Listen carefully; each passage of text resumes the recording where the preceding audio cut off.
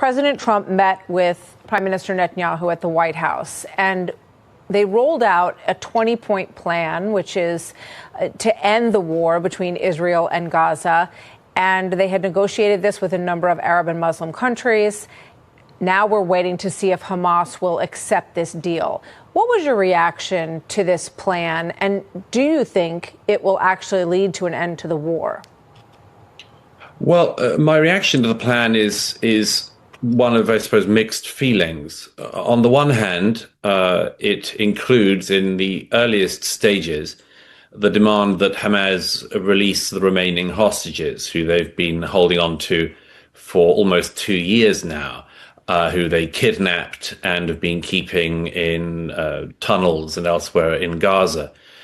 So the first thing is that if Hamas do agree to the deal and the remaining hostages are able to return home, that's, of course, a good thing. The mixed feelings come, among other things, because even that part of it comes with a familiar price, which is the demand that Israel release hundreds of convicted terrorists and others from Israeli prisons to return to Palestinian areas. And the reason why I say that's especially difficult to stomach is that, of course, this whole war and the atrocities of October the 7th came from just such an exchange some 14 years ago or so now, when in exchange for one kidnapped Israeli soldier, Gilad Shalit, Israel was persuaded to release more than 1,000 Palestinian prisoners, and they included Yahya Sinwar, the terrorist who was in an Israeli prison for murdering Palestinian citizens with his own hands, quite literally. He was released in the Shalit swap, and he went on, when he was back in Gaza, to reassume control of Hamas and to mastermind and orchestrate the October the 7th massacres. So many Israelis and many others look at this sort of a deal and say, how can this be happening again? How can there once again be the exchange of hundreds and hundreds of convicted terrorists in exchange for, in this case, some 49 alive and sadly dead bodies of totally innocent Israelis abducted from their homes on the morning of October the 7th. So that's the first thing. The second thing is that there's a whole slew of other parts of this proposal, and some of them are I have to say, pretty positive. There is at least an idea of what to do with post-war Gaza that isn't just the same as the sort of status quo that European politicians and others are very fond of, which is stop the Israelis from destroying Hamas, withdraw, pour in international money, and then let's see the same thing happen all over again. So that's a positive. But as ever with these sort of peace plans, it's a very mixed bag. So when you look at this situation, and I'm looking at the points of this peace plan. Number one, Gaza will be a de-radicalized, terror-free zone that does not pose a threat to its neighbors. And that essentially is at the heart of everything that Israel has wanted for a very, very long time. There are measures in here that would allow members of Hamas to leave the area if they are seeking basically a new way of life. Also, Palestinians have the right to stay and be part of what is envisioned as a better Gaza, a more free Gaza, and one that potentially would have an economy, which it hasn't had in a very long time. So, your thoughts on that part of this situation. Is there any hope in here for Palestinians who would like to have a different future? Well, firstly, if I may say so, I mean, the issue of the economy of Gaza did, of course, have an economy, not least through the billions and billions of dollars of aid that the United States, United Kingdom, EU countries and others poured into Gaza after the full Israeli withdrawal in 2005. The billions of dollars of our tax-paying money that went into the area. The problem is that, of course, the leadership who the Palestinians of Gaza voted in were Hamas, and they used all of our money to build their terror networks and indeed to make themselves all billionaires. It's something I mention in my book on democracies and death cults, that every one of the Hamas leaders who has been killed by Israel since the beginning of the October 7th war, died a multi-billionaire. And that's pretty astonishing. And that was because of our, as it were, generosity. If it was possible for Gaza to be de-radicalized and to have an actually functioning economy instead of being a basket case that relied on international aid, then that would, of course, be a good thing. But one of the problems here, of course, that everybody knows is the issue of whether or not Gaza can be de-radicalized. Hamas had an entire generation, 18 years, the length of time from a child's birth to the end of their formal education, to indoctrinate a new generation in Gaza into the belief that massacring their Israeli neighbors is the highest purpose in life. And again, that happened under the watch of, for instance, the United Nations.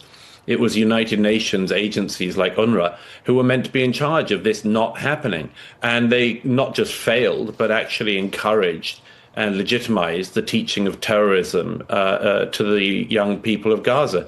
If it's possible, and President Trump's plan includes this, it seems that if it's possible for there to be some kind of body that makes sure that, who knows, that Gazans are able to be taught useful skills and knowledge and to actually be educated into improving their lives, that would, of course, be a tremendous thing. But we really, many of us who have seen this in cycles will wait for more, let's say, detail to be fleshed out before we know whether or not that's even plausible. The complication in Gaza is that Hamas know, or have known since October 7th, but actually they have known it since coming to power and before, that for them, an Israeli, a Jewish hostage is the best thing in the world. Holding, implausible as this might sound to us in the West as a mindset, they believe their best chances of not just living, but of winning is holding on to Jews living and dead. And so they've known that the moment that they gave up the remaining hostages, it was perfectly possible that Israel would then go in and finish the job on Hamas. The bit of the plan that gives effectively an amnesty to members of Hamas who lay down their arms and leave changes that somewhat. But we'll wait to see whether or not Hamas actually trusts that and whether or not they believe that if they do give up what, again, it's sick to think of it like this, but these are sick people in Hamas, what they think of as their prized jewels, if they give up the emaciated hostages and the dead bodies of hostages, they know that they have no more leverage, really. And so that's going to be a calculation Hamas are going to have to make.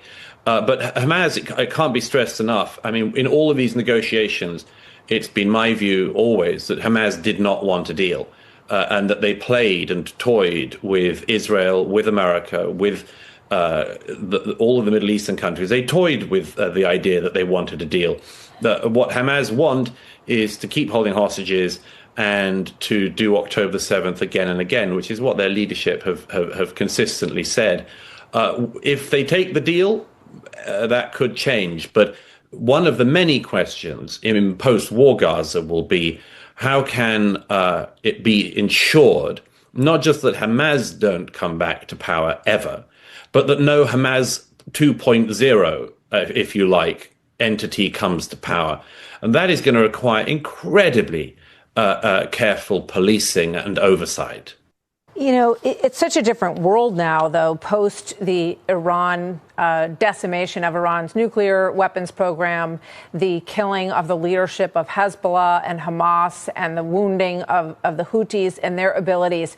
So now that Iran is in such a weakened position, how does Hamas, they really think that they can just keep going at this? They have lost so many of their fighters. Their entire strip is crumbled into pieces. And there has to come a point when young Palestinians look at this and say, look, Hamas has not done us any good at all.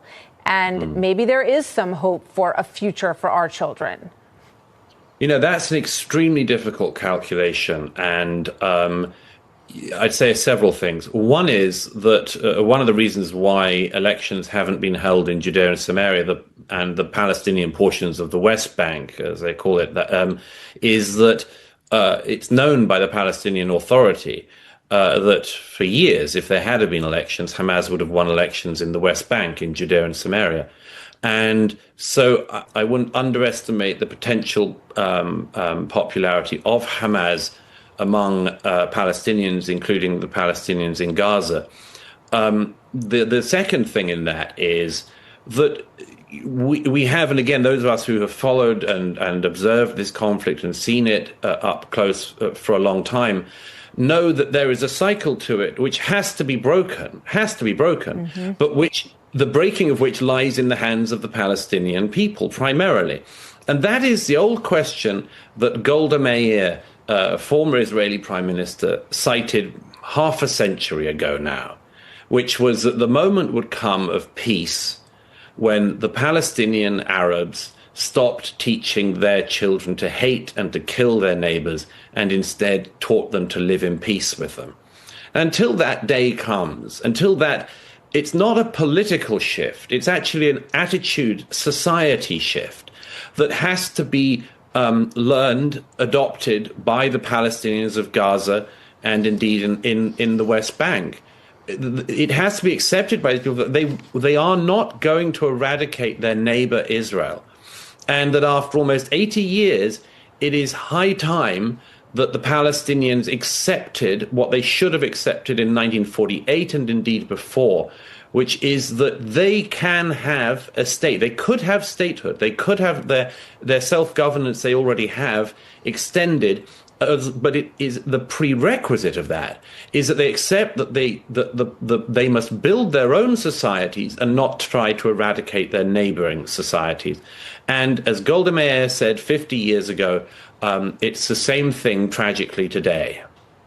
You know, it strikes me the similarities. I interviewed the president of Iran last week, and when you look at the similarities of what has driven these societies, and it's the fight, essentially, and not the economy, not improving things for the people of your country. And really the only thing that can change that, and this echoes what Golda Meir said and what you're citing from her as well, is that until you have a generation that doesn't want this anymore and wants something better, nothing really changes. But you do see this isolation. And I thought it was very interesting that President Trump is saying, you know, maybe Iran could be part of the Abraham Accords. And that is not just for the ears of the supreme leader. It's for the ears of potentially, you know, Iranians who can pick it up somewhere on social media. Yes, absolutely. I thought it was very smart to say that because, yes, I mean, you know, as you know, but many people don't. I mean, Israel and Iran used to, until the Iranian Revolution in 1979, used to have diplomatic relations. Yep.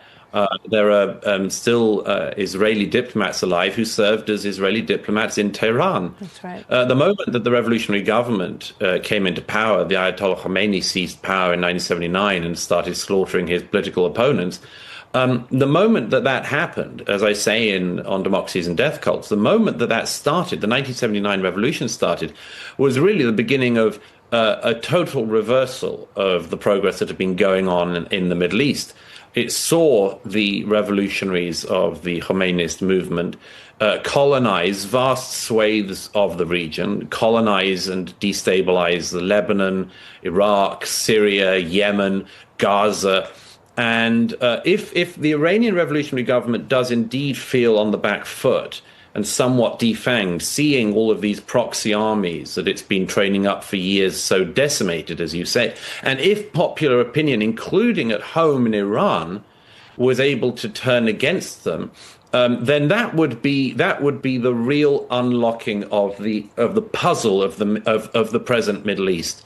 You know, almost all of my life, I've heard politicians of left and right claim that Middle East peace could only be assured in the whole region. The whole region could only progress if the Israelis and the Palestinians only came to a two-state solution.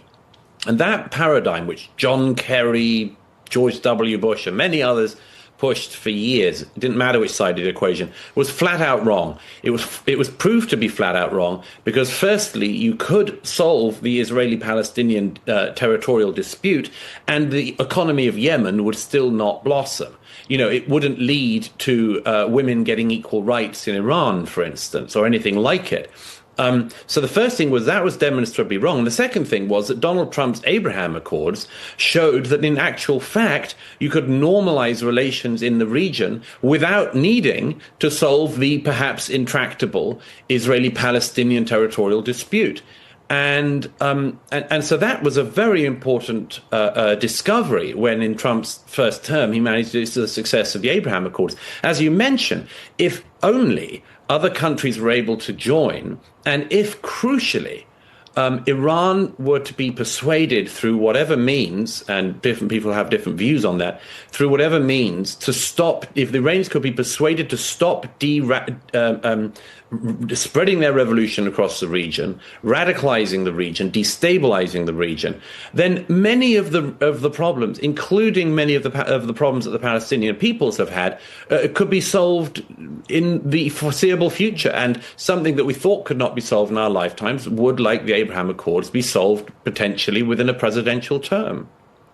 So there is a sense in recent months that, and the reporting, I think, has had an impact on this, that Netanyahu is driving this war further than he needed to, that what's happening in Gaza is so horrific that no matter where you stand on this situation, you should want to see some relief for the people of Gaza.